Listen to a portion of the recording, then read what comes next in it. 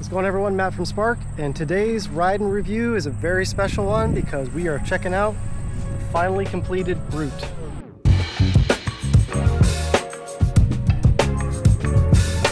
One of the first things I want to say is kind of funny, and I can't tell you how many people have sent us DMs wondering if we're going to paint the frame.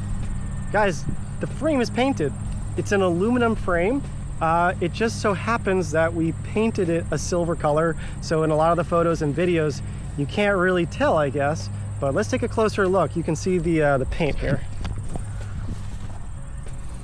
So it is painted. Kind of hard to tell, I guess, on video, but most certainly you have a nice coating on everything, and it's going to make it last for many years to come. Over the past few months, we have made a series of huge improvements to the design ever since we showed off that original prototype build. All of these things have been designed to improve the reliability of the bike, make it even stronger than it was before, so we can make sure that this bike is going to last for years to come. So let's jump right into it. Let's go over all the features of the Brute, and we'll talk about some of the new things that you guys haven't seen yet. Starting off, it uses the same 4,000 watt motor as the Javelin. With the smaller wheel size, the torque on here is incredible. You guys probably saw that video where we pulled like a mini truck with it. We actually pulled our Ford Transit with it as well. This thing is just a blast, and it's going to be great for pulling trailers. To deal with all of that torque are these 1-inch thick aluminum dropouts that are then supported by a stainless steel standoff right here. This thing is going nowhere. The level torque this thing can handle is insane. And coupled with it are these enormous motorcycle brakes. There's a lot of weight back here to deal with, and we need these brakes to stop reliably. On the other side, it's a single speed, and we have a 44 tooth up front. We no longer have that 60 tooth. In our testing, we were finding that it was just leading to too many issues. There was too much chain slack. You're not gonna really be pedaling anyway unless you have to in an emergency. And this setup was by far the most reliable.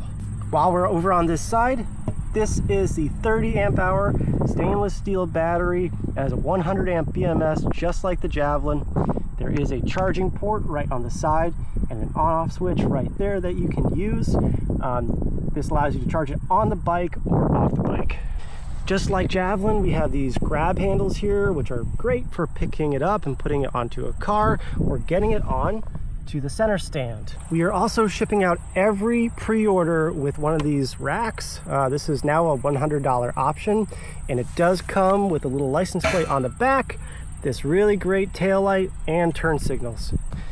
Moving forward, underneath the seat here is a button. And if you press that button, it'll open it up. The controller lives right in here. Battery is right there. You can pull that straight out when you want to. It closes right up just like that. And there's a keyed ignition right here.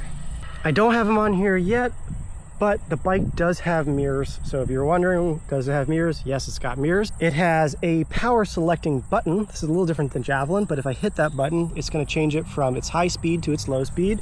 Choice throttle, brake levers, high beam, low beam, turn signals, and a horn. This one is set up with an adjustable stem, which is great for taller riders. This one's also set up with the dual headlights. You'll see that we have an option for a mono headlight if you guys don't like the way this looks. And it's set up with the standard handlebars. You now have an option for cargo handlebars. So if you want that, you can select that option. Up front on the fork, this is the same fork as the Javelin. This thing has been bulletproof.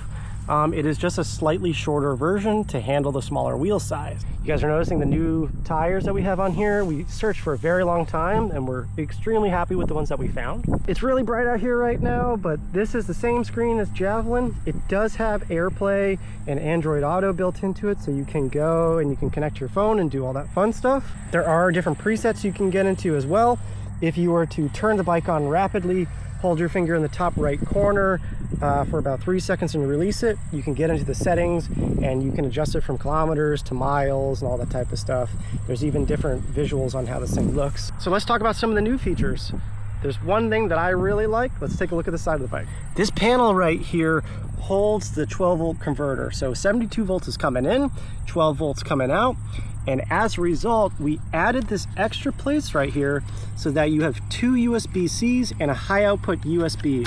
That way, If you got tools or anything out back here and you want to charge them, you can go right there. Right now, my battery on my camera is getting a little bit low, so I could even plug it in right there, go for a ride, maybe a half hour, so I'd have a full battery.